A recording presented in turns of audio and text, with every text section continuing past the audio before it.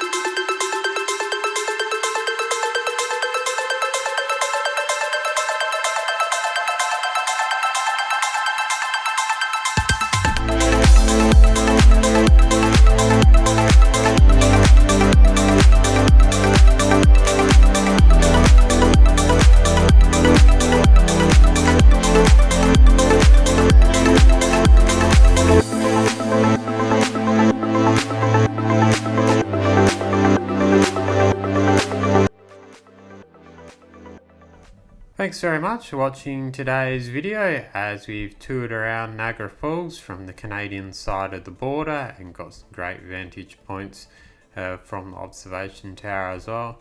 Bit of a wintry and woolly day here as it's only March in Canada, still quite cold, but stay tuned for in coming weeks. I'll also be having another video of Niagara Falls taken primarily from the United States side, as we've done the Maid of the Mist cruise. That was on a much sunnier day on a separate visit to the USA and Canada. So stay tuned for that one. In the meantime, like and subscribe to the channel if you haven't already. That's greatly appreciated. And you visit my website aussiejetsetter.com.au for the latest flight reviews, industry news, destination guides, frequent flyer hacks and more. But until next time, thank you very much for watching today's video from the Canadian site at Niagara Falls. And until next time, thanks for watching and safe travels wherever that might take you.